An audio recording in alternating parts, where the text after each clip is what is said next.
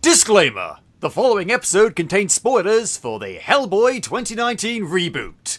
Don't go crying to your mum if we spoil it for you. You've been warned.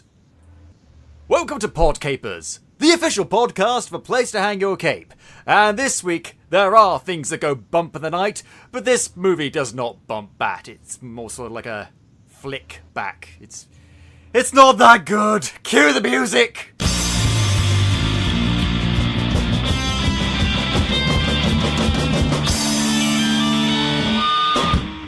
Hello there, Capers, and as I said, welcome to Podcapers, the official podcast of a place to hang your cape.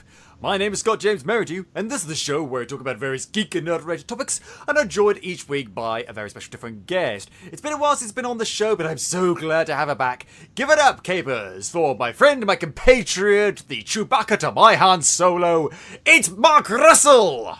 I'm honoured to be the big walking carpet. As well you should be. How have you been? I have a cold. I'm so very grateful that you've come on the show. Nobody wanted to see this movie. Yeah, that's the thing, actually. I did ask a few people from Places to Hang Your Cape if they would be available to review the movie with me. And a lot of people did want to do it, but none of them were able to because the turnover between this movie coming out and us reviewing it, and it's quite tight. And a lot of people, even over the weekend, can't quite get to see it. But we found time because you and I, Mark, we're dedicated to this. Well, truth be told, I didn't want to see the movie, but I did it for the sake of our friendship and your anger. You did it for me! You did it for me, Capers! I'm so touched!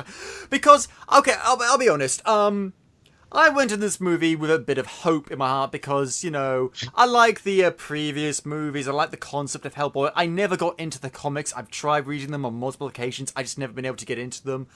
But I had a lot of hope in my heart, but I'll be honest, from the first time I saw the trailer, I thought, ooh, I've got a horrible feeling this movie's going to be terrible.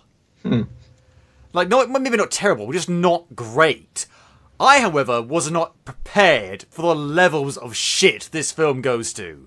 Well, if you look at the production history that's actually not listed on Wikipedia, you'll find out this was an absolute hell, I suppose would be the correct term to put it.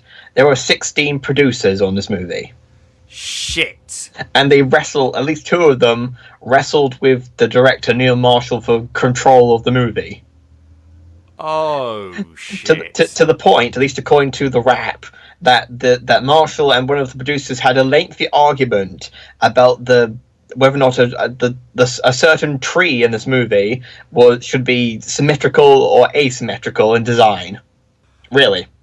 Oh, I believe you, because that is exactly the kind of argument someone who might be creative would have with someone who is a producer. I can believe that. Oh god. Suddenly a lot of the shit in this film makes a bit more sense. Now, is everything associated with this movie completely and utterly terrible? I'm gonna go out on a limb and say no. However, I will say that a good 95% of it is pure solid gold shit. I'd say 98%, but that's just me. Yeah, fair enough. I don't blame you for that assessment. Because, before we talk about the 2019 reboot, I think we should talk about where we came from. So have you read any Hellboy comics? I have not, to my shame.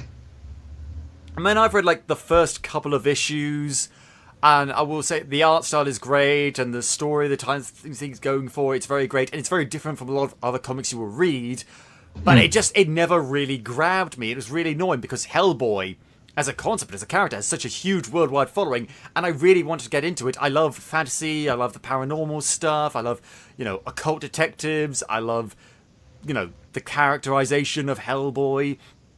And I've seen the other movies, so I wanted to get into it, but I just never did. Maybe it's just not for me, and that's fair enough, But so I just want you to know, Capers, neither of us are really coming at this from a place of expertise when it comes to the Hellboy comics. However, we have both seen, I'm assuming, the Guillermo del Toro movies. Duh. Aren't they wonderful? Well, that's the thing, you see. I never really got into them either. I think they're good movies, but they're amazing. At least the second one is. Well, that's the thing. See, I never. I don't know. I just not again, much like the comics, nothing about them grabbed me. I never thought they were bad. I just never really gravitated towards them. It was something about them. I mean, I fucking love Guillermo del Toro. I've gained a huge appreciation for him in the last few years, ever since I gave in to pressure from people that I knew and finally watched Pan's Labyrinth. Nothing to do with it. Actually, it was many other people as well, but I finally watched it, and it was so fucking amazing, and so many other things he does is fucking amazing. And Pacific Rim rocks my socks off. Pacific Rim is alright, yeah. And just the Hellboy movies, like, there was nothing bad about it. It was just, again, not something that I just particularly obsessed over. I had other things that I obsessed over, and that's fine. You know, not everything has to be for me. And I liked what I saw. I liked what they did. I will admit the second one is a bit of an improvement, I think. But sorry, but so, I think. Sorry, if I may butt in.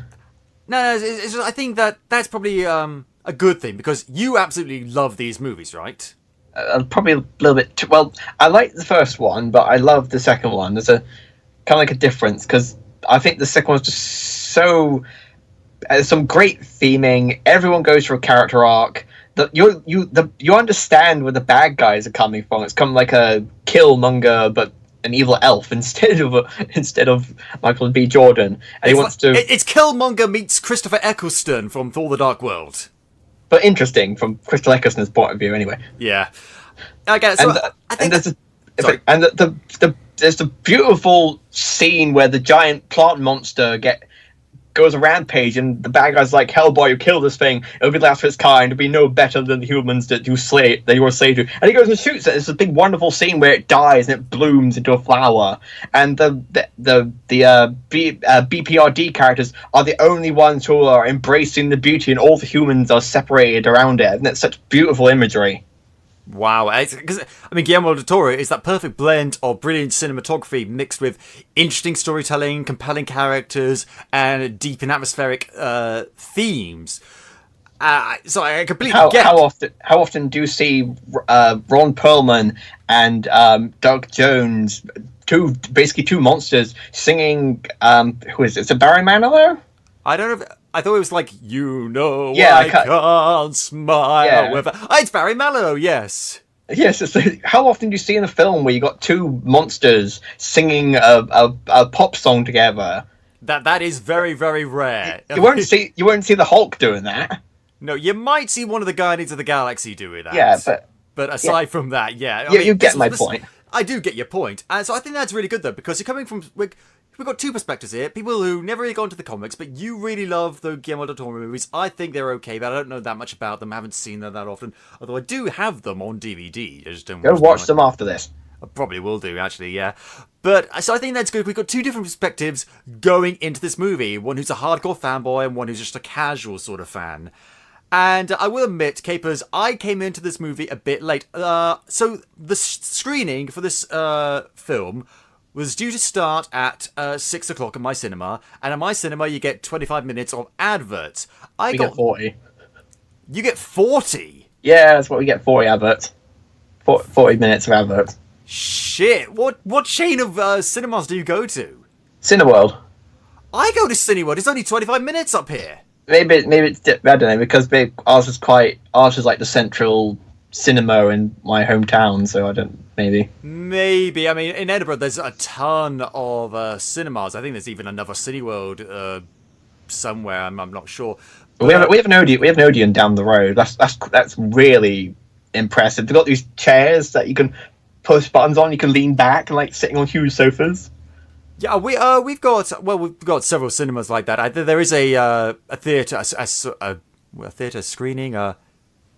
A screen place in the Cineworld where I go to, where there's much more comfy chairs that you can lean back on. I don't know about pushing buttons or anything of that shit. But yeah, it's supposed to be 25 minutes of adverts, and I got there at 6:15, thinking like, okay, so there's like 10 minutes of adverts left. No, the movie had already started. Oh, lordy. And I should point out, like, I clearly only missed, based on what I've managed to glean, like 2 minutes, if that. I don't know what was happening. But I managed to keep up to speed pretty quickly. Honestly, Capers, this is not a movie that you really need to know a lot of shit about. So I think we should just start by talking about what happens. So I guess it means since you missed the first 2 minutes, I get to start this off. Actually, you know what? That's a very good point. Take it away, Mark. It begins with a bird plucking a dead guy's eye out. Oh, see, I missed that. Thank you for that insight. Oh, God. That's the very first image you see. It's like, oh, God, it's going to be one of those over-unnecessarily movies where they use gore for the sake of being gore, despite it being rated a 15. Yeah, like, that's... In the UK, it is rated 15, which I believe is equivalent to PG-13 in the US. Like, the highest level you can get... Actually, the highest level you can get in the UK... It's an X rating, which means a lot of cinemas won't show it. I think below that, that's not used very often nowadays. Most really hardcore movies get an 18 rating, which means if you're under the age of 18, you cannot see this movie. Here's the thing, though. There are some moments in this. I'll admit I'm not a big gore fan. I'm not a horror fan, as well you know, Capers. There are some hard-to-watch scenes involving some horrible mutilation-y stuff going on in this movie. Like, I am surprised this movie got a 15 rating. You know what it is? You know what it is? Do you know why it's rated 15? Because they kept the swearing down to a certain minimum, and there are no breasts. That's it. They ramped up the gore. They ramped up the gores. You're like, you can have people getting their heads sliced open as much as you fucking like, but you show one female nipple and you're too hardcore, guys. Too hardcore. Fuck! They've got moments in this which are like watching an R-rated horror anime, and it's like, jeez, this is insane. Stop with the people, because they got monsters walking around with their feet impaled through people. Yeah, there's like some severe, like, it reminded me of Attack on Titan, which is the most hardcore thing I have ever seen. And they generally just eat people, but these monsters were going and tearing them apart, slaughtering people left, right, and center. We're gonna get the on rubber guy's face. The rubber guy's face off. It's like, oh God, yeah.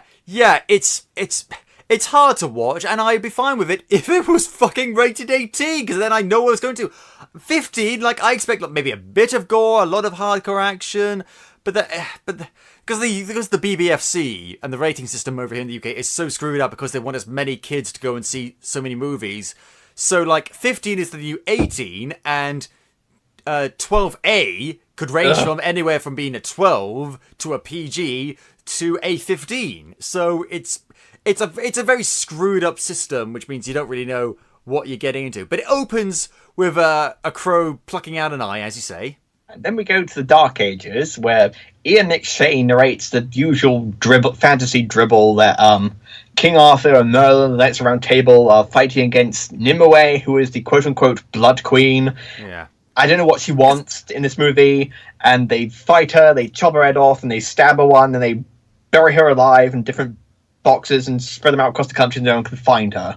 Basically, and this is where I caught up with. I got up to the bit where, like, they cut her head off and shit, and you can tell that they only used Nimue because they thought, Morgana was unavailable? Morgana was unavailable. Yeah, they probably thought she was overused. They just used Nimue. And there are some parallels between Nimue and Morgana, or Morgan Le Fay, or whatever you want to call her, but not that many. But you know what? It's mythology. You want to use these characters however you like, fine. But Nimue's the lady who gave Arthur Excalibur. She's the one who told Merlin to tell Merlin that he would become the advisor of a great king. Well, then she put him in a tree for some reason, which I don't really understand. There's many different stories related to Nimue. Sometimes she's the person who gives Excalibur to Merlin or King Arthur. Sometimes that's the Lady of the Lake and it's a separate character. There's lots of different that's always been going back years. And this is the thing about mythology and fairy tales, which I hold fairy tales and mythology as exceptions to a faithful adaptation rule, because a lot of the time they were oral traditions, a lot of the time there's lots of different versions, and they're going back like hundreds and hundreds of years, if not thousands, so you can make whatever shit up you like. I'm fine with that. So Nimue is betrayed by a coven for wanting to destroy the world or take over England or spread a plague or something. I don't know. I think it was because so pixies could, all the fair folk could come in out of the dark. Yeah, okay, and that's something I want to bring up later. I want to put a pin in that. No, that's the motive the bad guy in Hellboy 2 has. Oh, see, I forgot about that. So yeah, okay, so already, even though this is a reboot, they're ripping off possibly the most popular Hellboy movie to date. Okay, great. So she's dismembered by Merlin and King Arthur and one of her coven who betrays her, and they scatter her remains all over the fucking place instead of, I don't know, burning them. Like, that's what I do. Like, if I had this queen who could be resurrected and we cut her all into lots of little bits, I'm just like, okay, separate them and then burn them, because you can't reconstitute ashes. Unless you're Thanos. Unless you're Thanos, yes. And in the present day, oh god, so... Here we go. Hellboy, now played by David Harbour, who is... Remember when I said, like, there's 5% of this movie that works? He's the 5%. Maybe 3%, and the other 2% is Ian McShane, but even then. And he's, speaking of Ian McShane, he's on the phone to his father, Professor Brutal Broom... Professor Broom, it's pronounced Professor Broom in the films, I'm just going with that. Yeah, no, I'm just going to call it Ian McShane, because... Yeah, Ian McShane. Mr. Wednesday. Basically, yeah. Lovejoy. No. Look it up, capers. Anyway. Deadwood. Ask your mum. I don't know. So Hellboy travels to Tijuana to find Ruiz, a missing agent. And he says on the phone to his dad...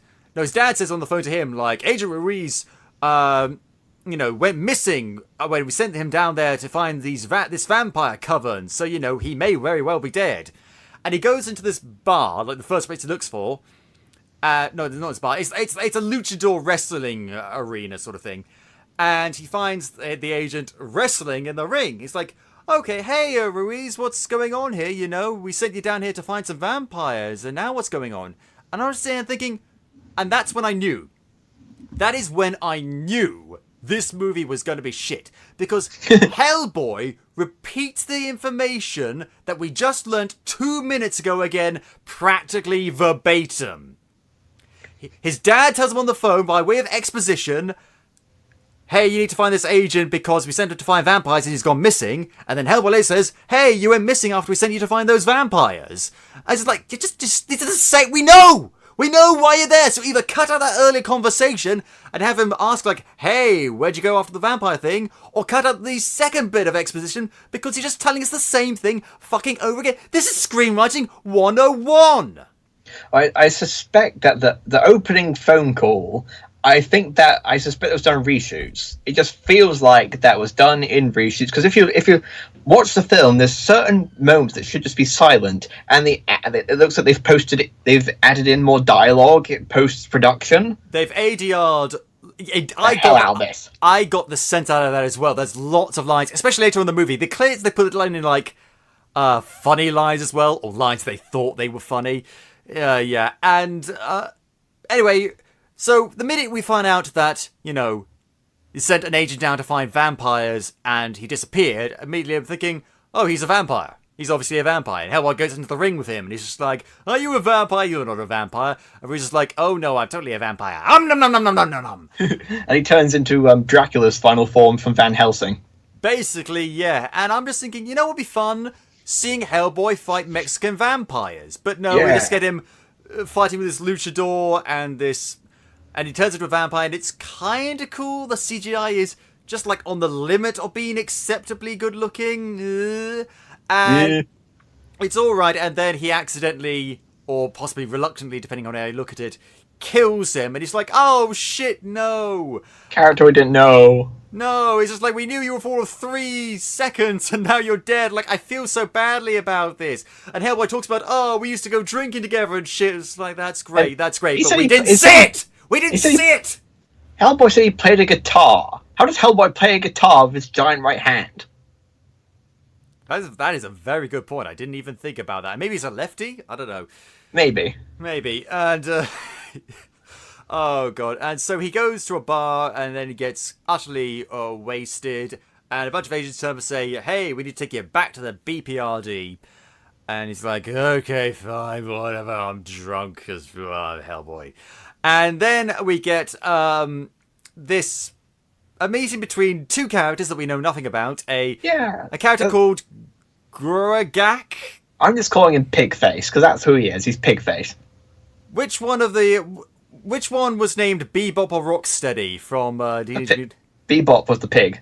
Okay, we're calling him Bebop then. Bebop, Ganon, Pigface. Basically, any one of these, we'll alternate them. So if you hear Bebop, Ganon, or Pigface, then it's this guy is having a meeting with a character that we don't know, but we find out later is Baba Yaga. Baba Yaga. And Quick, start singing like the Russian guy in Ant-Man and the Wasp. Oh shit. Baba Yaga. That's what we're referencing. Yeah. We either reference Ant-Man and the Wasp, or we reference that direct-to-DVD Anastasia spin-off. Oh God. Featuring Bartok the Magnificent. Bartok the Magnificent. Anyway, and which ironically Rasputin was in as well. Rasputin is in this as well. Oh, for fuck's sake! This is all just part of the Don Anastasia? Bluth universe. Yay! Although technically that means since Disney now own Fox, Anastasia is a Disney princess. Oh shit! So again, that means Disney technically have altered history. Doing Pocahontas. Oh fuck! You know what? Save the Disney rant for another episode. Let's focus on this. So they're having a talk with Baba Yaga, and apparently they've both been wronged by Hellboy. So she gives him hints about how to restore Nimue, and that will give him something that he wants, i.e. to be whole, whatever that means. You've got to go wake up the chick from the Resident Evil movies. Basically, yes. Mila Jovovich, who is, technically speaking, a good actor, but she's in so much shit. Like, she's a kiss of death for any movie. What was the last good movie she was in? I don't know. Wikipedia. To Wikipedia. Mila Jovovich.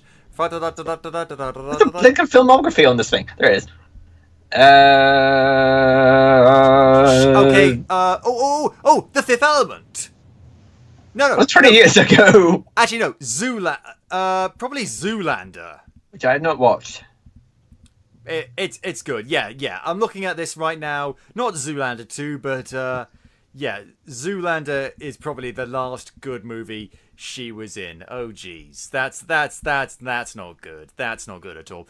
So anyway, Hellboy returns to the BPRD, the Bureau of Paranormal Research and Development, and which is boring. It is boring. Like, where is everybody? There's one interesting scene we get, which is like Hellboy is walking into the BPRD and he sees like a list of like the fallen, like the honored dead, and they see him adding in the vampire agent's name in there, and the guy writing it in gives Hellboy a very weird look, like this is your fault or something. And I'm just like, he was a vampire. He was a vampire before Hellboy even got there. Like, not his fault, but Hellboy still feels bad about it, obviously. And then he meets his dad, played by Ian McShane, who is Ian McShane. He's Ian McShane. Like, he's a lovable arsehole. He's very hard on him, and he's got lots of fatherly advice, but he's kind of like I'm not going to take any shit from you. And honestly, I will say, the chemistry between David Harbour and Ian McShane is rather good. They have a very interesting back and forth. However, it's clear they're trying to present Ian McShane's character as kind of multidimensional, and like as he's got a lot of layers to him, and he's like hiding a very deep affection for his son, and it doesn't come through entirely. It's like the only thing that sells it at all is Ian McShane's performance, because even in the few bad movies he is in, and he has been, in fairness, in one or two bad films, Pirates 4, that Hercules movie, I don't know, he's in he's not in some not great stuff, but you know what? Yeah. He always sells it with his performance, because he's a very good actor, and he always commits, and he always gives 100%, and so it does work on that thing. And we get a pretty cool scene with him and Hellboy, and talk about shaving and stuff, and their relationship, But anyway, he sends him to England to aid the Osiris Club in hunting some giants. So, back to England, where most of the movie takes place. Hellboy meets the Osiris Club, featuring that guy who's in a bunch of stuff, but you can never remember his name because he always plays like side background characters. He's like a British actor, I don't care about his name. And apparently they are very aristocratic, they're very most awful, but they hunt monsters. And so, in particular, giants. Apparently giants plague England quite a lot, because even if you kill them, they can resurrect out of their graves, and there's like 3 going on right now. And so usually they'd be able to handle like 1, maybe 2, but they need Hellboy's help in order to get rid of the 3rd one.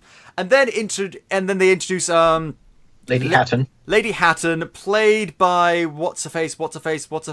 Sophie, perhaps name Sophie Okonedo. Sophie Okonedo, who's been a tons of stuff, very prolific British actor who I have never cared for. I don't think she's that great. I don't think she's bad, I just don't think she's that great.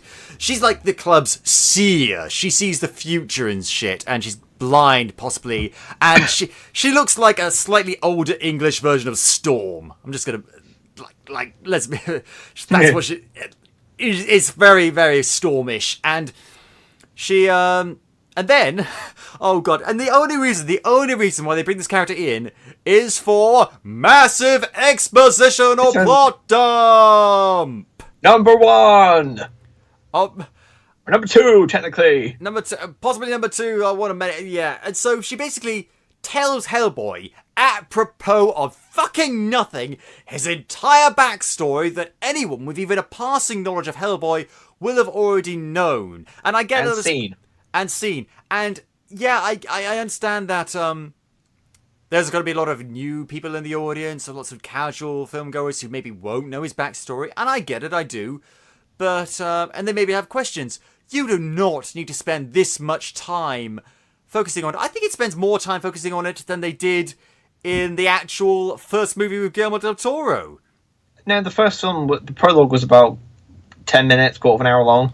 That was the whole setup. This feels like 15 goddamn minutes. And so she basically says, via flashback, that Ian McShane found him on an island during World War II after the Nazis, using Rasputin, found a way to summon him, and there's a Nazi wearing red and blue 3D glasses, and I'm thinking... Faith! Yeah, I was like, Why is he... I felt the need to sue, and also the need to distance myself as much as possible, because it's just like, oh shit, I'm wearing something that the Nazis think is cool? Oh shit. Why is he wearing 3D glasses? Well, that was my first question, like, why is he wearing 3D glasses? And then, why is Thomas Hayden Church dressed up as a lobster vigilante? This is Lobster Johnson. He's a character from the comics, I think. I recall. Okay, great. He's a character from the comics. Great, fine. But all the characters in this scene are from the comics. It's basically like fan service. Hey guys, here's all the bad guys from the first movie. But as someone who hasn't read the comics, the introduction of a Nazi-killing vigilante who has a lobster motif and burns like a lobster claw into the forehead of Nazis feels very fucking weird. And I'm fine with weird, but it's got to be weird that kind of makes sense. And honestly, in this movie, it's the kind of weird that just doesn't make sense. It comes right the fuck out of nowhere, no explanation, and, you know, that sort of thing can work in the comics because maybe the comics can set up that kind of world. But in this kind of world that the movie's setting up, it doesn't fit. Yeah, basically this film's fan service. It's like, hey, here's Cronin, and here's Elsa, and here's Rasputin, and here's Lobster Johnson for some reason. I kept after expecting Bucky Barnes to run in. Yeah, and it's just... It's weird. And for non-fans, it's very confusing. And so so they kill all the Nazis, they got rid of all the Nazis, and it turns out, even before or after the flashback, that Ian McShane and Lady Hatton and a bunch of others got like immortal life through something or other that... Yeah, they don't explain that. They don't explain it very well. They just say, oh, okay, so he was there in World War II and that's why they look the same. It's a throwaway line, it's really stupid. And so we see Hellboy coming out of the ritual sort of thing, and then flash forward back to the present, and that's it. It comes right the fuck out of nowhere and leaves right the fuck out of nowhere and doesn't really provide any additional sort of meaning, except for later when, you know, Hellboy questions his dad, like, why didn't you kill me? I was a demon and the Nazis were resurrecting me to, like, end the world and shit. Why didn't you kill me then? But here's the thing. We never really get a direct answer. Like, I kept expecting Ian McShane to say, I didn't kill you because, you know, I saw you and you were just a kid. You were a demon, yes, and they resurrected you for all the wrong reasons, yes, but you were clearly just a little kid. I looked in your eyes and I didn't see something that was evil. I'm going to take over the world. I saw a scared little boy, and I couldn't ever kill someone like that. But we never get that. We got with John Hurt in the opening minutes of the original movie. We get nothing from Ian McShane. Absolutely, and that's not Ian McShane's fault. It's the writing. Yeah, weirdly enough, Mike Mignola said he didn't want to do an origin story, and he still put it in. This is the screenwriter. No. Mike Mignola, yes. Yes, Mike, that one. Sorry, I misheard you. Sorry, because the screenwriter for this is Andrew Cosby. No relation, I'm assuming. Ugh. And Mike Mignola, he was involved in production. He basically just sort of hung on a bit, I guess. But you're right. He did say he didn't want to do an origin story because it'd been done, and yet they put the origin in anyway. It's like, did you learn nothing from Spider-Man: Homecoming, guys? Anyway, and so back in the present, Hellboy joins the giant hunters. And they go to a bridge, and Hellboy's like, "Great, this is a great place for it to ambush the giants." And wait a minute. And the guy with the antlers on his head looks like the bloke from Monty Python and the Knights Around Table. It is a bit sort of like "We are the giant hunters who say nee, nee, nee." No, not the giant hunters who say nee. Oh, God. But anyway, so the guy says, yes, this is a great spot for an ambush. And then they fucking stab Hellboy through the chest, which he survives. Okay, I guess he can do that. And he got stabbed in the heart in the second movie, so he can survive that. I don't remember the second movie, to be honest. Rewatch it. I don't want to. Anyway. And anyway, so he's basically attacked by the giant hunters, and they say, "We will never allow a demon to sit on the throne of England." Okay. Alright then, fine, we get it. You don't like the Queen. She don't call her a demon. Shit. Don't be mean to Prince Charles. Oh, yeah. That's better. Yeah. And then it turns out that, Lady Hatton had a prophecy. Oh, for fuck's sake!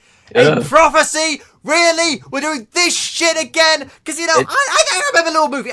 You may remember this little movie called, what was it called? Harry Potter and the fucking Philosopher's Stone.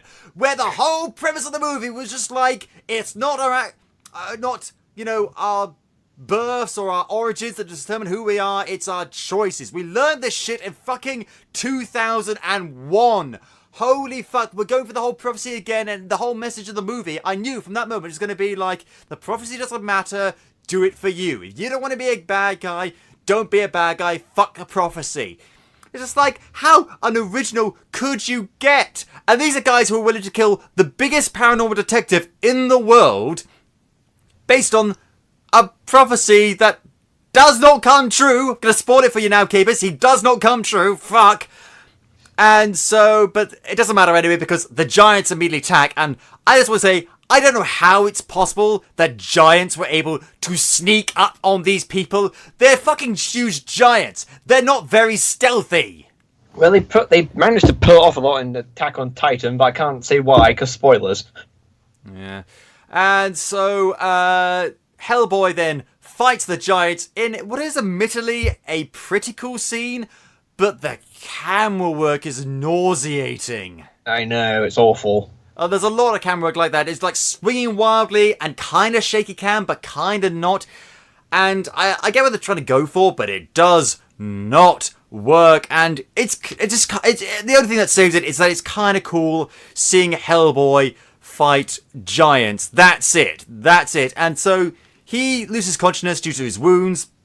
And is rescued by a young woman who we later find out is a woman named Alice Monaghan, played by Sasha Lane. How can I describe Sasha Lane? I saw a movie with her a while back called The Miseducation of Cameron Post, and she was excellent in that movie. In this movie, she made the bold choice to not act.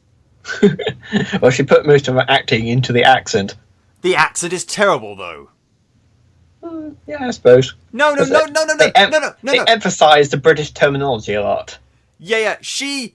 And I mean every, there's not one single sentence that comes out of her fucking mouth that is not oddly phrased, oddly pronounced, weirdly, sometimes monotone, sometimes it's the most clunky, amateurish acting I have seen in a long while. Do you want to know how bad it is? The acting in Fan 4 Stick was better. Ouch. Yeah.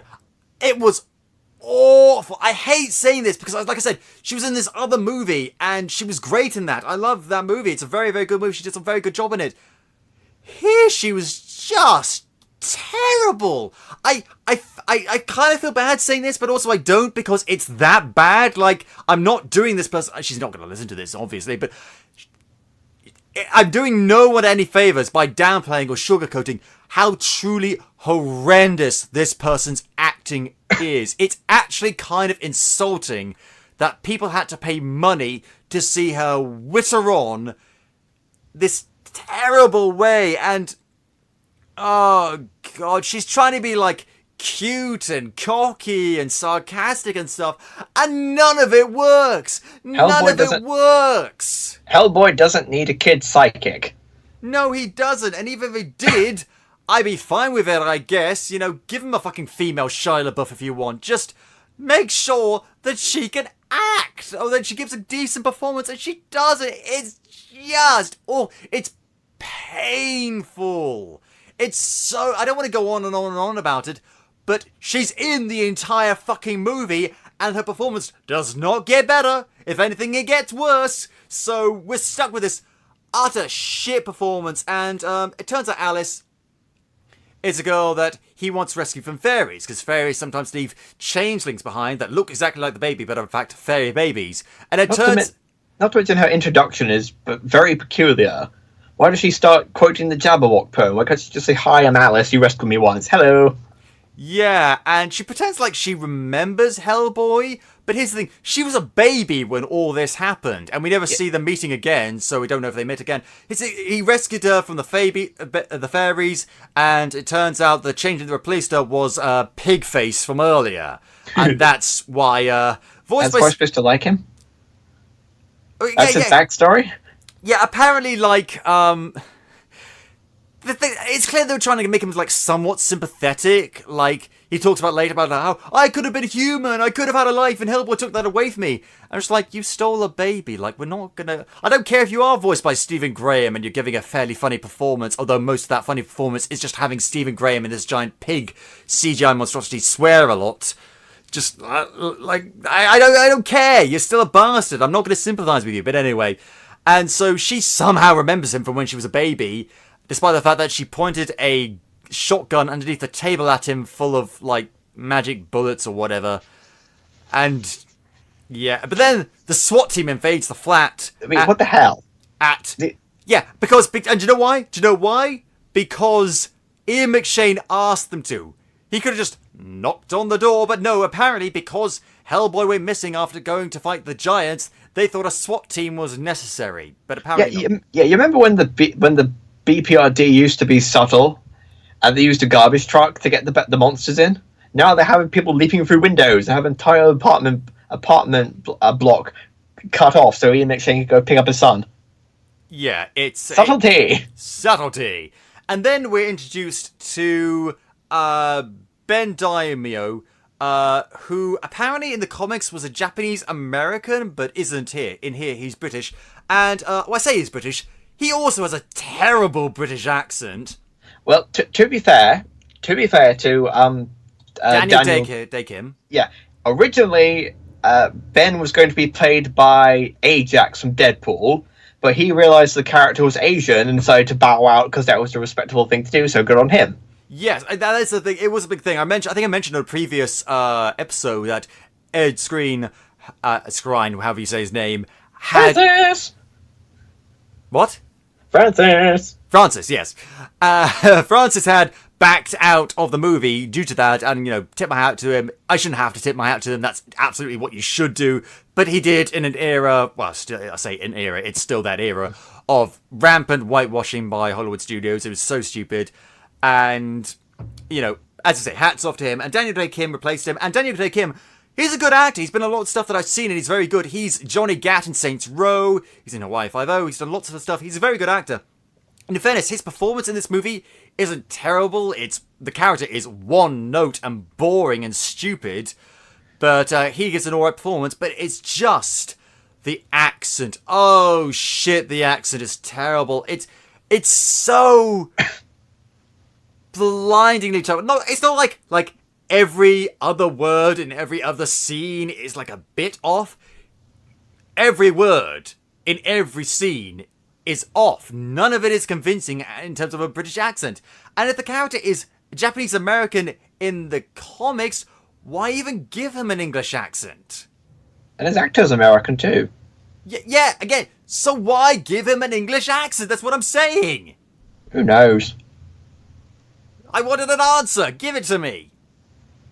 I don't know, because I don't know, maybe they wanted to just get English actors in this, but they couldn't cast English actors despite being in England. So I know, let's get some American actors to give them English accents for some reason. But just make them American. But if they're going to give such fan service, in this movie, they're going to include an entire scene that's basically just fan service, and you've got a character from the comics that, according to, apparently, I might have this wrong. I think I do. Is Japanese American, like Wikipedia lists him as Japanese American, then why have him have an English accent? It just makes, I don't know if the character Alice is also from the comics as well. She's not. I don't think she is. She's not listed on Wikipedia. Alright, so you can make this character English. Fine, I get it. Why him? Why? And maybe they could say, okay, we want to hear your British accent, Daniel Day Kim. Okay, great. He gives the English accent. Oh, wait, that's a terrible English accent. Okay, we'll just have you do your American accent. That's fine. Then we could have got a half-decent performance. But no, it's bogged down for this utter wreck. It's actually... I find it kind of insulting that I can only presume the American filmmakers thought that these accents by American... Like Sacha Lane is American as well. So what? I find it kind of insulting that they think that these accents are appropriate. It's like if I wanted to do an American movie, like saying, "Hi there, I'm Angus McAmerican." And it's just like, I'm sure there are many Americans now that are like cringing, like, "Ooh, no, don't do that." That's how we feel! That's how we felt this entire fucking movie! Well, these accents sure are weird. See, that's that accent that you just said right there, I personally think is 10 times better than the accent he gave. I'm sure many Americans disagree, but that's the level. That's how bad it is. Thank you. I know my voice is fabulous. Indeed it is. And so Ben is basically immediately just like, I don't like you, Hellboy. Ugh, I don't like you either, Ben. I don't want to take this Alice person with me. I want to take her with me. Dad! Take her with you. Ugh, fine. Why? She has no combat training. None whatsoever. Apparently, though, she's like, she can talk to the dead. Okay, fine. Fairly useful skill. You're going into, like, danger zones. Combat, yes. Like, have her in the back, but no, they have her, like, on the front lines. It's like, okay, Alice, you want to help? That's okay, that's great, that's fine. Just, make sure you hand back a bit. Hellboy, make sure she doesn't get into any danger. Oh, no, she gets into danger. It turns out later she can, like, punch ghosts out of people, but she didn't know that. Who does she think she is? Ghost Rider? I don't know. Outcast, even? I don't know. Basically, in my opinion, Alice is basically a mix of Liz and Abe fused together, with all the best bits left out. Because she's got Abe's powers, sort of, and she acts as Hellboy's, not love interest, but female companion. Useless sidekicks. So, useless sidekicks, they go back to the Osiris Club because Hellboy wants some payback.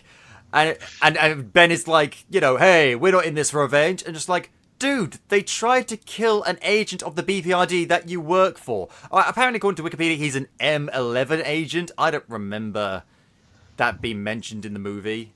What's I don't know what M11 is. Didn't they break up in the war? No, that's something. You think of SIS possibly, or maybe. Or these guys, the Howling Commandos. I don't know. But anyway, they go back to the Osiris Club, and everyone's dead, including Lady Hatton, who Alice uses her powers to communicate with Lady Hatton in what is effective. It is, in fairness, it's a weird, but it's kind of a creative thing. Basically, like, her intestines shoot up out of her mouth and open up to reveal, like, the torso of whoever she's communicating with. Although it is revealed later on in the movie that... Well, actually not early in the movie, that she can communicate to the dead just by talking to them, even though Hellboy can't see them. So why did she have to, do the weird mouth Because we gotta get that R rating. Oh God, yeah. And so, and Ghost Lady Hatton reveals that Nimue is being like resurrected by Ganon, and also, because here's the thing: Nimue wants to basically destroy the world, or rule the world, or create a plague, or make it so that the monsters can come out of hiding. But in order to do that, she plans to find a king, because she's like the queen of blood and shit. And I'm just thinking, okay, so you go to all the trouble of having a potentially kick-ass female villain, and your other whole motivation is to find a man. Well, that's fucking great. Why? And the problem is, we don't have any reason to root for her, or Pigface, or any of the fairy monsters in this film, because Pigface just wants to kidnap her baby to replace her for some reason, so you have a human life.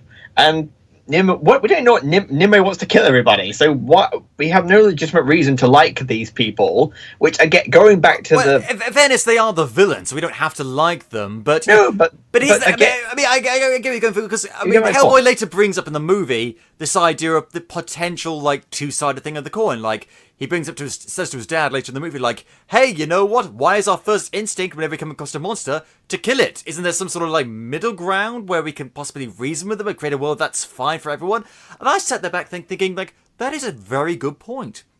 That is a very immature and interesting direction for this movie to go in, which gets completely abandoned in favor of let's kill all the monsters.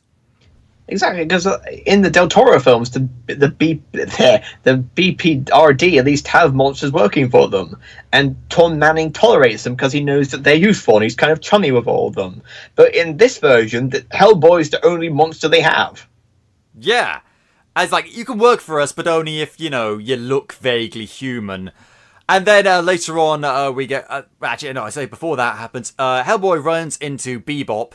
Holding like one of Nimue's body parts, because he's been going around the country like brutally murdering silent monks, which I guess still exist in modern day England. I guess I don't know. Gotta catch them all. Yeah, and he's been like brutally, and they have this one thing which is like the thing about the fairies and folklore is that they hate iron and stuff like that. So that was in Maleficent as well. That was in Maleficent as well, yeah. And so... so what he does is they have a fight, and Nimue appears to Hellboy in a vision. It's just like, we don't have to fight. You should join us. And Hellboy immediately thinks, maybe I should join her. Despite the fact that people have been dying on her command, and he has no reason to trust her, and she's like an evil queen of death and destruction, and she says nothing at all convincingly. She doesn't like... Well, has anyone ever lied to you about who these monsters think? Or has your dad ever spoken to you about where you came from? Those things get brought up later in the movie, but she doesn't say fucking any of them. And immediately he's just like, maybe she's got a point. It's like, yeah, no! Again, the bad guy in Hellboy 2, he actually tries to persuade him legitimately. Explain to him eventually that you'll have to choose between the fairy folk or the humans, and in the end the humans will betray you, and they use you as a weapon to kill innocent monsters and stuff, because that's what they do in the Del Toro films. And here it's the same, except there's none of that heavy theming. Yeah, it's all just so. The plot is very reactionary. It's like a pinball plot. It just bounces from plot point to plot point to plot point with no follow through. And where there's a bit of follow through, it's dropped just as quickly. And so they go to the secret headquarters of, I think it's the BPRD or M11. I don't know. I think it's M11 or no, they mention it's BPRD. They don't explain anything. Oh yeah. They go into a fish and chip shop, and little Mo from EastEnders is the secret password lady. I don't watch EastEnders, so I don't know that reference, but sure. Oh dear. She has a machine gun. Yeah, it was like that's the coolest part of the movie. Yeah, and meanwhile, take that, Phil Mitchell. So Hellboy confronts his dad about, again, as we said before, why he didn't kill him years ago. And Ian McShane just gives him like a dismissive answer. And meanwhile, this is going on. Ben goes to get a special bullet to kill Hellboy because, again, prophecy that he's going to cause the apocalypse. And okay, this is the thing. Ben apparently used to be like, he's a secret agent. He used to be in special forces, and he used to be an actuary who, analyzed risk. So, like, he's had a lot of different jobs for such a young guy. Shit. And apparently, while he was, in special forces, he was in Belize, and he got attacked by some sort of monster, and he has to take a special serum to suppress it. And I'm just thinking, well, way to rip off Winona Earp, you bastards! Bravo. And the weird thing is, because it feels like he's setting up a Predator spin-off, because it's we're in the jungle, and there's a monster trying to kill us all, and it only comes out at night, even though the flashback is in the day. Yeah, it's really fucking stupid. So I'm thinking, oh, he's a werewolf or a werecat or some shit like that. It's so fucking obvious. Just a cheetah.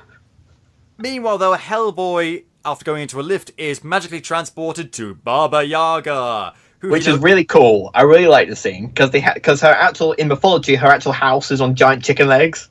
And in the movie, it's on giant chicken. I did admit, as soon as I saw that, I thought, oh, that's from Baba Yaga, so he's going to meet Baba Yaga, obviously. And nice. Then he meets Baba Yaga, and the CGI on her is admittedly good enough that sometimes I wondered, wait, is that CGI or is that practical effects? It is fairly decent. But this felt like a Del Toro creation. It did very well. She's a very creepy character, speaks very creepily, talks very creepily, eats children. Yep. I actually see like children's corpses in her larder. It's fucking intense. I was like, oh my god, get me out of here. Immediately like, oh, look at the time, I've got to go. But you're not having a watch. You don't have a watch on you. But still, I could tell by the angle of the sun. Bye. And and apparently Hellboy took an eye from her, and so she's not happy about that. She wants to be whole again, and that's why she's going on this whole revenge thing. And she promises to give him information about Nimue if, he gives her an eye. However, and then they seal it with a kiss. Ugh. That's ew. Gross as hell. Ew. I very much imagine it's how Donald Trump kisses Melania, It's just like sliding all over. It's like, oh god, no. So are you saying that Melania Trump looks like Hellboy? No, I'm saying I don't know. Oh god. Anyway, and so, but Hellboy says okay, so I said I'd give you an eye, but I never said when. Bye. And I was thinking, that's the you're still gonna have to give it to her at some point. Jeez, when are we gonna focus on that? But so he escapes after a bit of a fight. She throws him out the house. He crashes through the table. Yep, and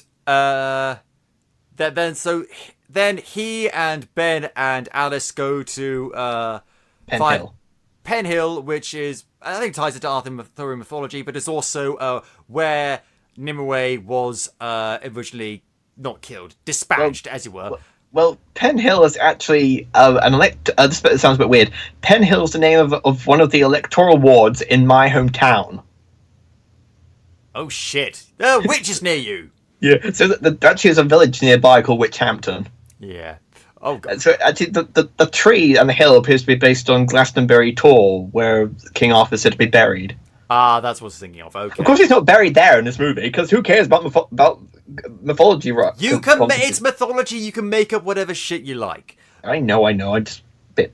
But anyway, so Nimue goes back, and all the evil creatures of the underworld or whatever come up. It's just soon we will get out of the shadows. Mwahaha. And then the witches who portrayed in the beginning of the movie show up, and I'm just thinking, why did he show up? And apparently they're scared of her now for some reason. Just we're really sorry, please don't kill us. And she's just okay, I won't. Psych, JK, lol. And kills two of them, except for one, who hands her a crown and it's oh god, I'm so sorry, I'm so scared. It's what's the point of this character? What is the point of this character? There's no point to this character. Why didn't they destroy her body parts? I don't know. But anyway, and so Hellboy and Alice and Ben go to fight. There's a bunch of zombies that turn up, so Alice punches the ghost out of them, and Daimo, shoots them and shit. And Hellboy goes to confront Nimue, And she eventually poisons Alice with her plague thingamajiggy. Eat stick. Eat stick. And so leftover blonde witch says, okay, there's only one person that could save this person. Quincy MD. No, it's Merlin. And so they go to this big cave where Merlin is entombed. And Merlin cures Alice and then puts both her and Ben to sleep and says, okay, so it's time for expositional plot dump. 2 Number 3 or 3, whatever. Or 4, I've lost count. And so it reveals to her that King Arthur had a daughter who had a daughter who had a daughter who had a daughter who, and his descendant who was a daughter, one day used to like get it on with this demon guy, ended up marrying the demon guy, got dragged down to hell, and had his demon son, who is Hellboy, Amon Rama, or whatever you call himself. And it's like, oh shit, and so because you're a descendant of King Arthur, you're the only one who can wield Excalibur. And he offers him Excalibur, and Merlin's about to take it, but then he has a vision of himself like on a totally bitchin' demon dragon thing with like a flaming skull, flaming crown, and big horns, basically just conducting the apocalypse and shit. And immediately just like says, oh shit, no, I'm not taking the sword because then it will cause the apocalypse. And Merlin's like, you fool, now apocalypse is definitely going to happen because you didn't take the sword for some reason. And now it's just like, oh shit, now I'm dying because I used the last of my magic instead of, using it to help stop Nimue for some reason. Instead I just used it to offer you a sword, you moron. I die unconvinced of your greatness, blah. Dead. And so... what the hell? I don't even know. What the hell? This... Why... He literally rots in front of our eyes as well.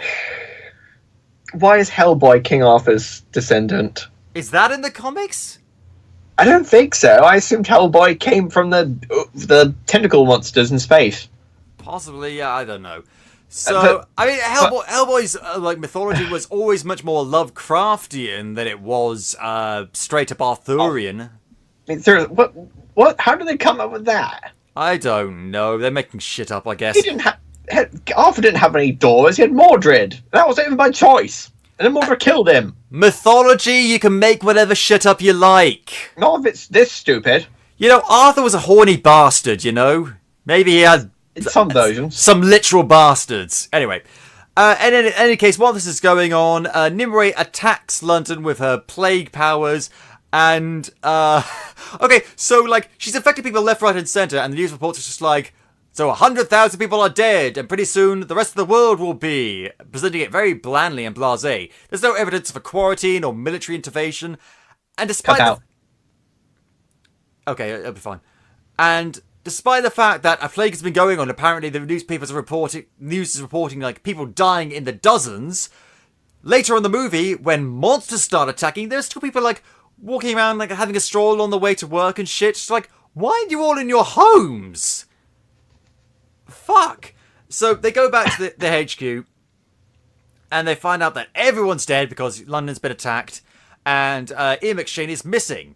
And then the monsters show up and, they destroy, the Tower Bridge and they rip people's faces off and impale people on their feet and shit. And spray people with, acid, and it's horrible and disgusting and exploitative and gruesome. And I'm not saying there's a movie out there, or even a Hellboy movie, where this couldn't work. But it doesn't work here. Even Freddy Krueger would be like, whoa, man, that's messed up. Yeah, it is really fucking messed up. And then they have a also random moment where Hellboy goes to St. Paul's Cathedral and one of the SWAT teams and nearly shoots him, just like, hey, I'm on your side. And they're clearly ADR. Sorry, my bad. News for you, American writers. It's very rare that British people use the phrase, my bad. I've never heard someone else from this country say that. I've heard Optimus Prime say it, and it didn't work then. My bad, Bumblebee. I don't know. And so they go to St. Paul's Cathedral and confront Nimue and Ganon. And, Ben just says, oh, fuck it, what the hell, I'm going to turn into a weird jaguar. and manages to not fight Hellboy and instead fights, other things. Well, he's literally turned into giant pig Ganon now. Oh yeah, he's giant Big Ganon. So, he's Ganondorf. Yeah, so pretty much set up this fight between Hellboy and Jaguar Man and Pigface, and Jaguar Man gets taken out in 2 seconds into the fight. Yeah, it's really stupid. And then Nimue kills Pigface because... Why?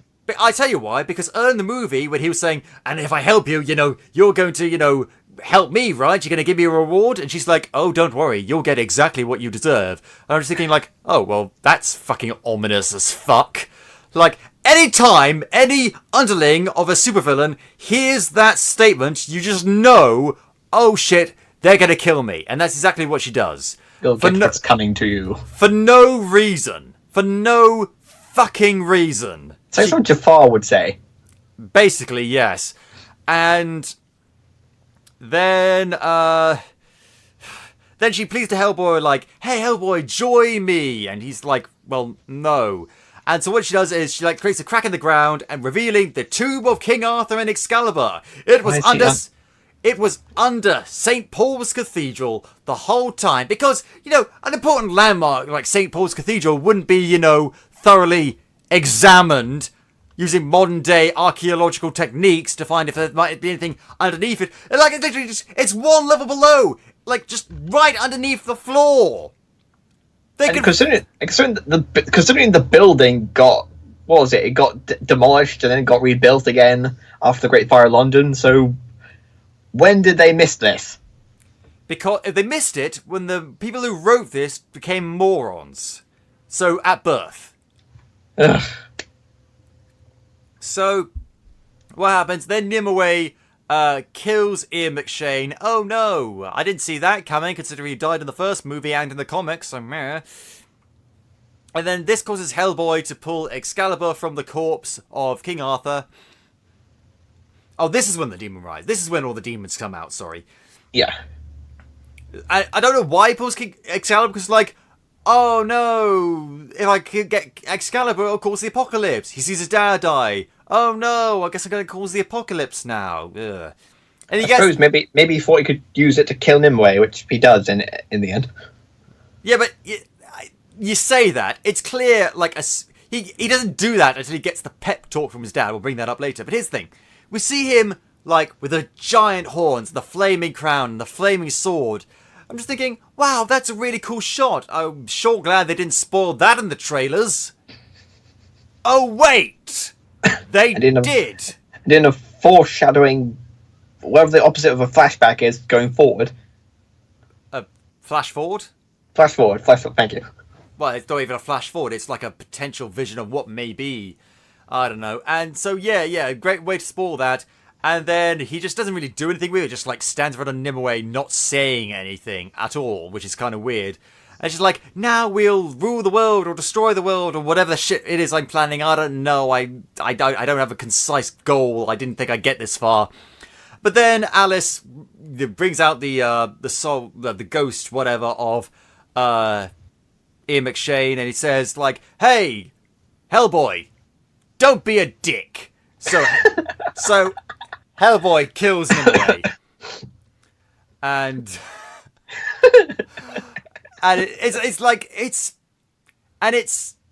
it's supposed to be a touching moment, but it's Ian McShane.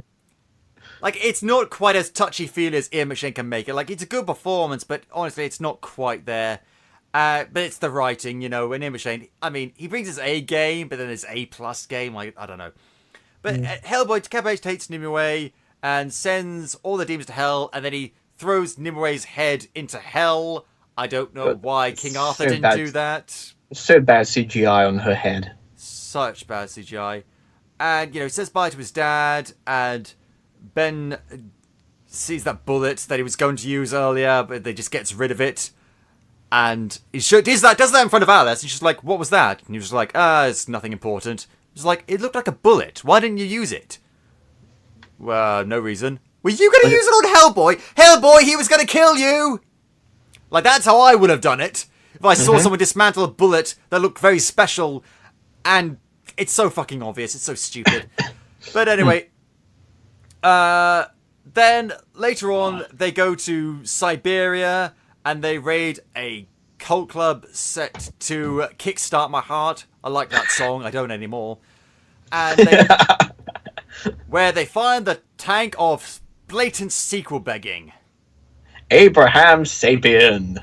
Well, it's Abe Sapien, and it's on the tank is labelled as Ethio Sapien, and then a webbed aquam fish hand reaches up from the tank, and it comes to black, and then we get a mid-credit scene where Hellboy is randomly drunk at his dad's grave, and then Lobster Johnson turns up.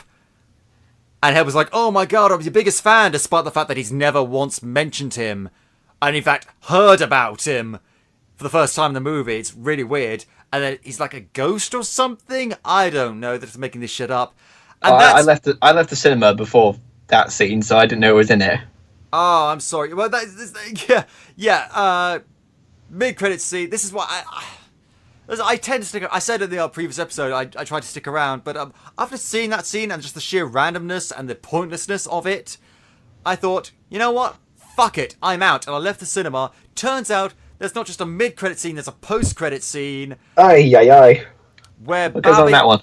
Where, according to Wikipedia, Baba Yaga talks to Kozche. I don't know what that is. I think it's like a part of Russian folklore or something. I don't know. I didn't see this. It's in Slavic folklore.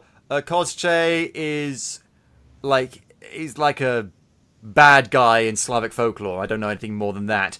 And basically, she, according to Wikipedia, quote, asking for his help in exchange for giving him a chance to die. That's it. And it's just, I didn't need to see that scene, to be honest. I don't need to see any of this movie because, I mean, dear God, nothing except for maybe one or two performances actually works in this movie. Nothing. Let's see, the casting. David Harbour, good. Ian McShane, good. The rest, either pointless or shit. Pigface might put him in the middle. Stephen Graham's a good actor, but the character's just like, oh, you fucking this off. That's his entire every line. Every line is that. We don't swear that much. We don't. Well, he does. He swears all the time. Again, so I suppose in a way it's now a stereotype. Apparently, we British people swear in once every sentence. I don't think he's meant to be in a direct parallel to British people. He is a giant pig fairy monster, but anyway. And so yeah, I wasn't aware of all the development hell stuff that was going on with this movie. But although actually looking at the producers, let's see, we've got Lawrence Gordon, Lloyd Levin, Mike Richardson, Philip Westgren, Carl Hempy, Matt O'Toole, Les Weldon, and Yarrow Lerner. And that's just half of them. I see. Oh god, yeah. So let's talk about the actual cast. David Harbour. Honestly, I couldn't imagine anyone else in the role other than Ron Perlman. But David Harbour does a great job. Yes. This movie's failings is nowhere near his fault. He's great in the role. I think he's just as good as Ron Perlman. Maybe some things Ron Perlman's better, but some things he's not.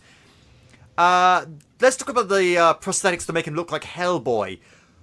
It looks like they put Ron Perlman's character in a closet for 20 years and dragged him out. He does look like Hellboy 2004 steamed a little bit. Yeah, because he's got David Harbour's very unique brow in there. Yeah, and in fairness, Hellboy does have a very unique brow, but he's not able to emote as much. They've put too much makeup on him. It looks a bit haggard, and the makeup on Ron Perlman, at times it didn't look brilliant, but he was able to emote convincingly through it and make it seem like he was one with the character. Yes. And David Harbour does a great job with it, but you can tell he's doing a great job despite the prosthetics, not because of them. And I hate the ADR. I hate the extra dialogue they put in. Oh, they put in so much extra dialogue. For him, for Alice, for Ben, for Ian McShane. I wouldn't mind so much if it weren't so pathetically obvious. Yeah, because there's two bits in it that annoyed me. Where they put the dumb puns in. The first bit was when he got the gun from his dad, which didn't go anywhere. He said, "My dad must be compensating for not being my real father." I was like, "What the hell? Where did that come from?" And then the second part is when he got Excalibur. It's like it looked bigger in the cartoon. It's like, be quiet.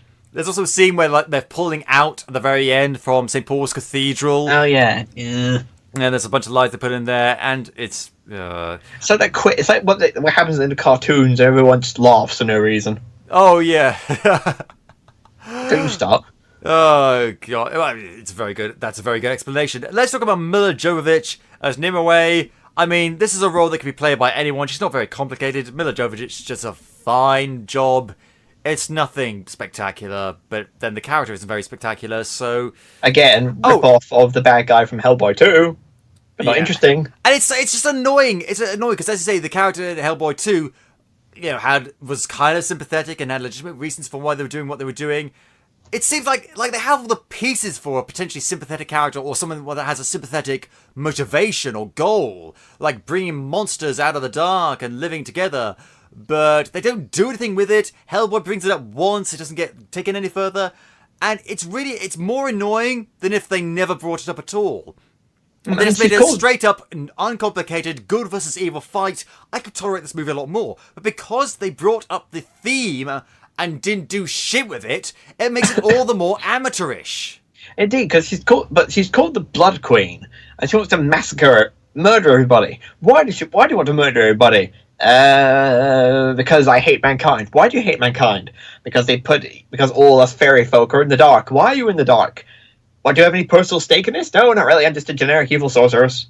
If anything, her only real enemy is the BPRD or the Osiris Club, people who actively hunt people like her. The general population, they don't know shit about that stuff. Or do they? Because apparently people know about Hellboy. So yeah, it's like, because at the start of the referee's like, and now the most famous supernatural detective in the world, Hellboy. It's like, okay, everyone knows who Hellboy is.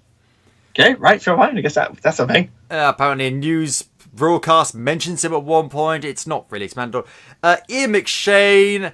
He's Ian McShane. It's you can't dislike Ian McShane. You just can't. Because I'm currently watching American Gods. So, which is really good, by the way. So, and to me, it's like, oh, he's doing his Mr. Wednesday act, but and being Ian McShane.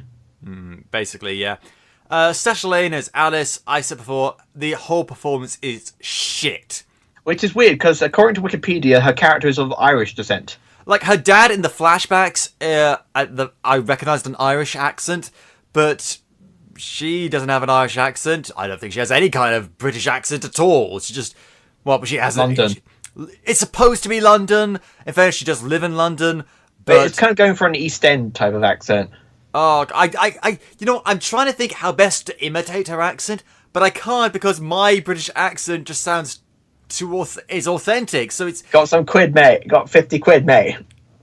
Like even that sounds better than what she did. It just god. Because you've got, if we're going back, you got Little Mo from EastEnders in there. I think her accent is what Sasha Lane was trying to replicate. So East End kind of accent. And it's awful. It's not just the accent; it's the tone of her voice. It's the cadence of her words. There were times I could have sworn she was dubbed, and yet even the dub was bad. Oh god, Daniel Day Kim. You know what? I love you, Daniel Day Kim. Who's still there? Yep. I love you, Daniel. Asami's dad. Who? Oh yes, Asami's dad. Yeah, he was in Gore. He was Asami's dad. Yeah, and he's been in lots of other good stuff, and I do like him. But the performance in this, as I said, wasn't terrible, but it wasn't interesting in any way, and the accent was atrocious. Thomas Hayden Church, like he's too good of an actor for this small of a role. He has a cameo, and this doesn't count as a performance. Basically, yeah. Sophie Okonedo as Lady Hatton, just don't care. Brian Gleeson plays Merlin. He's an Where do I know him from? I think you might know I think he might be related to Brendan Gleeson. Possibly, I'm going to check that. Oh, maybe. Brendan Gleeson. Yeah, he's the son of Brendan Gleeson. and and the brother of Domhnall Gleeson. Oh, that's why it looks so familiar.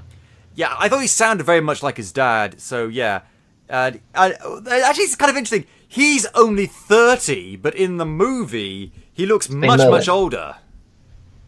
Yeah, it doesn't make a convincing Merlin. He's all right, I guess, but he's in it for such short amount of time. You might probably been buried alive for 1,000 years. Yeah, and then it's Stephen Graham as Pigface, whatever you want to call him.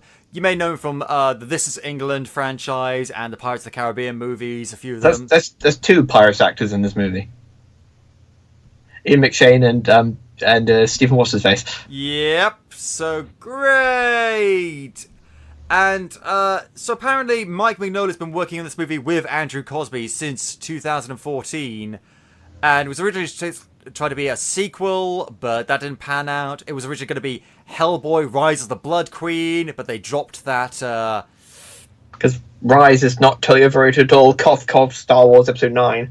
Oh, yeah. Rise of Skywalker. Really, that's what they could come up with. He's dead. They're gonna pull off the whole Rey is actually one of the children or something like that. I don't know, and frankly, I've stopped caring. I care more about that video game that Respawn is going to be releasing, but that's a whole other conversation. And so, oh God, what else? Doug Jones. Apparently, the writing. I mean, the writings are terrible. It's a mess. It's a mess. The plot is a mess. Clearly, at first I put this squarely at the foot of Andrew Cosby, but according to what you say with the production, I mean, maybe it's not entirely his fault. I don't know. I'm just looking. What other stuff has Andrew Cosby what other stuff has he done? Let's have a look. See. Boop-a-doop-a-doo. I think he co-created Eureka, which is a TV show. Oh yeah, that TV show that no one watched. Okay. Oh, he launched Boom Studios, which is a comic book publishing company. He's not done that much. I mean, he's been in lots of comics and stuff. He's worked with Dark Horse. That's why. Okay. He's done a lot of stuff with Dark Horse, and apparently he wrote the script for the Hellboy with Christopher Golden and Mike Mignola, but they both went uncredited. I wonder why. Mm-hmm. And then you've got. I mean, let's look at the direction. Neil Marshall, director. There's a lot of the camera work, especially in that giant scene we mentioned, and the St. Paul's Cathedral fight and the end fight with the Kickstart My Heart song. It's not fun to watch. Which is weird because he directed the two big battle episodes in Game of Thrones. Yeah, he's directed. He did the Blackwater and Watchers on the Wall episodes. Oh, I know why. I know why the cinematography sucks. I forgot to mention the producers fired his go-to cinematography guy. Oh, that's why it sucks.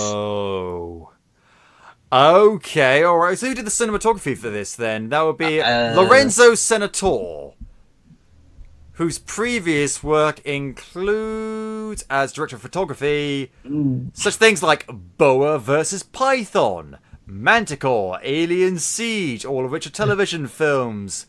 A lot of television films. Oh, these are all Roger Corman films. Oh, jeez. Yeah. Asylum. Yeah, these are all... Ironically, he's been cinematographer on a lot of mainstream films, but he was never a director of cinematography. He's been like second unit photography for Wonder Woman and Hitman's Bodyguard, the camera operator and additional photography for Beauty and the Beast. Both Hercules movies that came out a few years ago. London Foreign Spectre, Expendables 3, 300. So yeah, he's done other stuff, just not in this role. So maybe that's why. Was he the guy that was fired? Did you say or no? Who was fired? I don't remember the guy's name. I don't think it's on here. Unless I go looking for it. Might take me a little minute. Might take me a little while. Well, in any case, so just to recap, acting for the most part terrible. Effects sometimes it's passable, most of the time it's not. Story terrible, dialogue terrible, characterization terrible. I mean, Yeah, it's faithfulness to the original story. Some parts are just crowbarred in there, the rest are just made up. In short, there is a reason why, at time of recording, it's got a 15% on Rotten Tomatoes. Ouch. Yeah, entirely deserved, in my opinion. It's fucking awful. I bet Ed Screen is kind of glad that he dropped out now. Well, I mean, I'm sure he's glad anyway, didn't want to be involved with whitewashing, but... Oh, God. I mean, this is a studio that thought that the idea of whitewashing was okay to begin with. And this is Lionsgate as well. When was the last time we got a good Lionsgate movie? I do not recall. I don't recall. I'm looking this up again. Films. What's some Lionsgate movies that we've seen recently? Oh, I found the cinematography guy. Oh, who's the cinematographer? The guy that got fired. His name is Sam McCurdy, and he's done The Descent. He did Lost in Space on Netflix. He did one episode of Game of Thrones. He was also the director of cinematography in Legend of Hercules, which I think Ian McShane was in. Street Dance? That is. I don't care. Okay, so possibly better than the guy we got who mostly did directed like television film stuff? I don't know. So, I might be wrong with this, but I think the last good movie Lionsgate did was Wanda from 2017 with Julia Roberts and Jacob Tremblay, about the little kid who's he's very sick and he's been deformed slightly. He goes to school for the first time. Oh, that was a good movie. I really enjoyed that movie. What was the... they got like 85% Rotten Tomatoes, so that...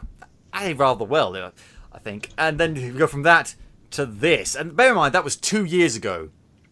2 years ago we got that movie. Since then, we've gotten this.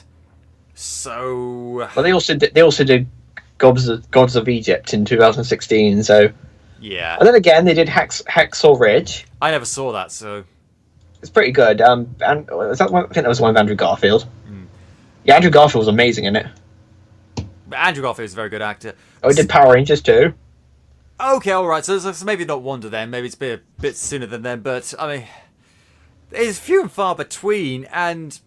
If this is the way that they go into a movie, like, with potential whitewashing, and creative struggles, and firing cinematographers that the director trusts, and borrowing heavily from comics and yet not really. Apparently this film just inspiration from the Darkness Calls, Wild Hunt, Storm and Fury, and Hellboy in Mexico comics. Which I read. None of which I've read either, so I don't know how faithful they are, capable of... I'm sure maybe you know more than we would. But it doesn't feel like it was faithful, and if it did, like, that's a bunch of different comics that are just hodgepodging together, which never really works. It's the same sort of scenario that went into X-Men The Last Stand, you know? Yeah, but I suppose in retrospective, I still like that movie. I'll admit there's some good moments in that movie, but jeez, that's a conversation for another day. Well, it won't matter soon anyway. That's another conversation in of itself. We'll come to that someday.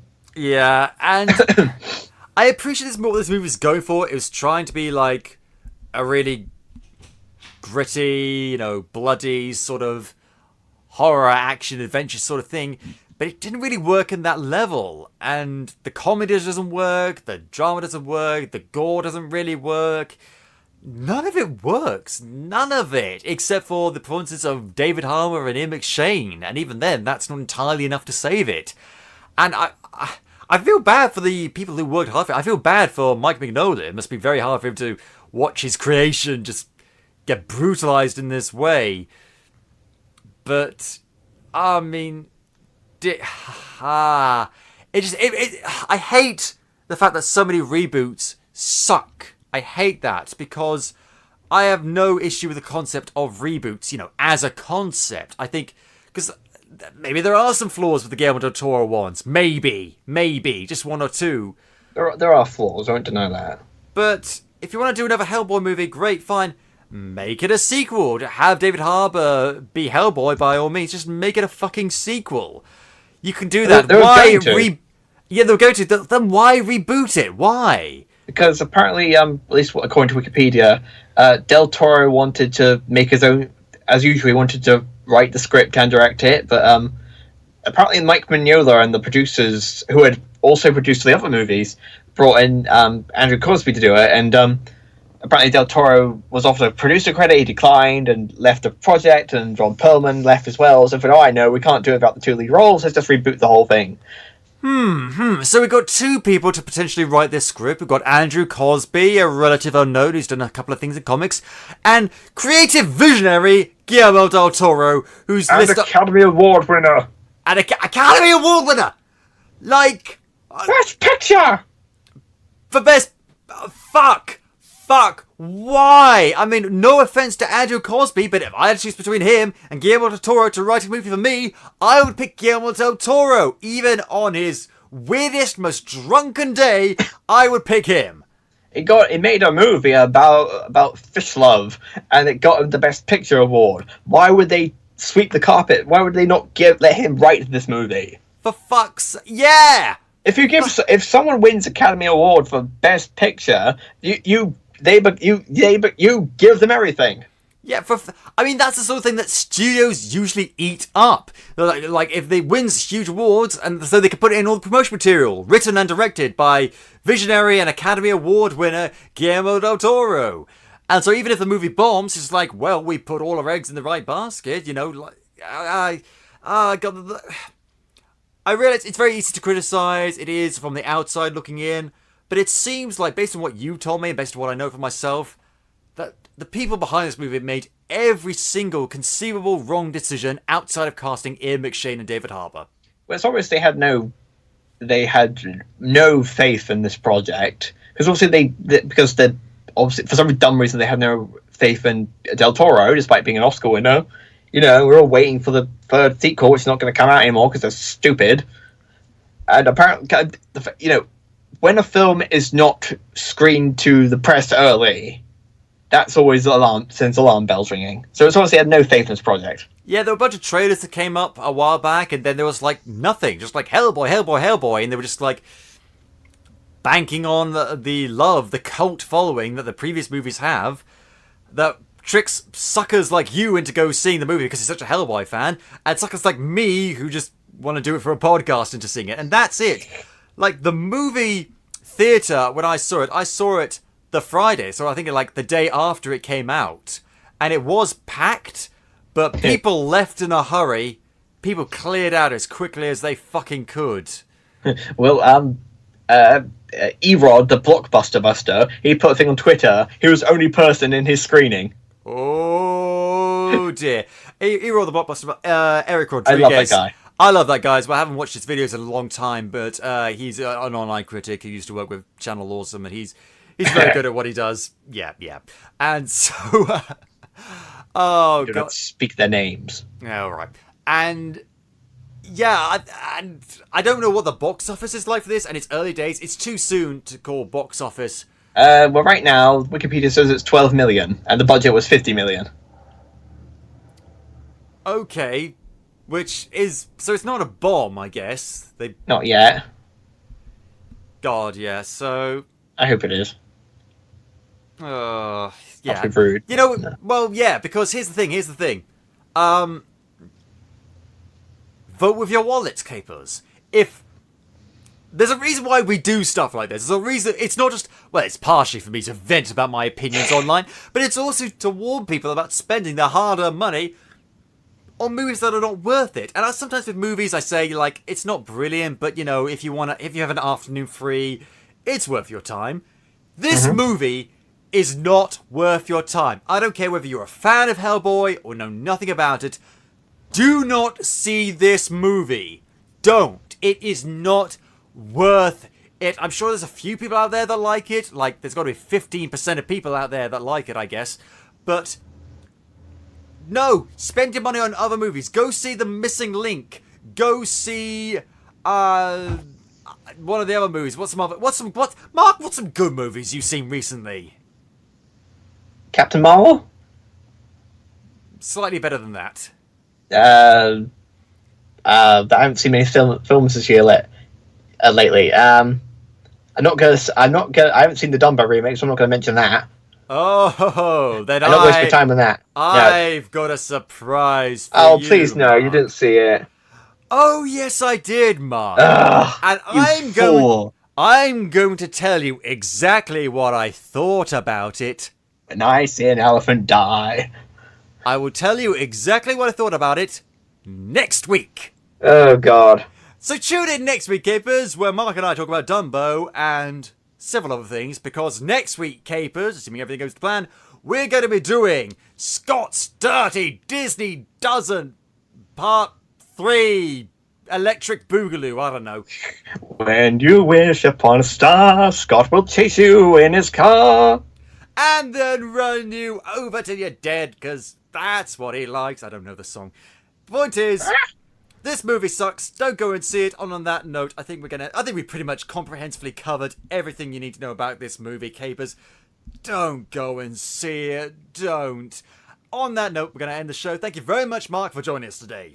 I'm off to Westeros. Oh, yeah. And if you enjoy the show, Keepers, please tell your friends. Shout it from the rooftops! And if you haven't already, go back and listen to some of our other super episodes. Like, have we ever talked about anything Hellboy-esque related before in the past? Nope. You know what? In preparation for next week's episode, go and watch our previous Dirty Disney Dozen episodes. Some of them are only like 2 hours long. It's fine. And you can listen to the show on iTunes, Podbean, YouTube, Spotify, or at podcapers.com. We have a Patreon. Check out the rewards. Patreon.com/AP2HYC. If you want to get in touch with us, suggest show topics, or maybe come on the show yourself, you can find us on Facebook, Twitter, and Instagram at AP2HYC, or email us at podcapers@AP2HYC.com. Thank you very much to Dan Harris for our logo, the lovely microphone, the red and blue 3D glasses, those are mine. And thank you for listening. This has been Podcapers, the official podcast for a place to hang your cape. Cue the music!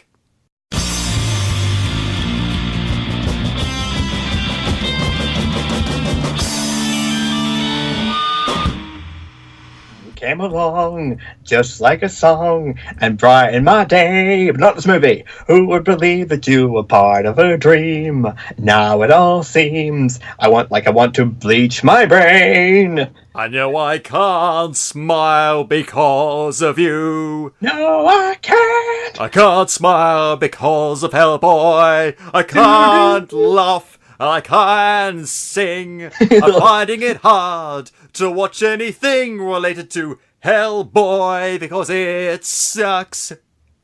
I want back my my $10. If you only knew what I'm going through, I just can't smile About you.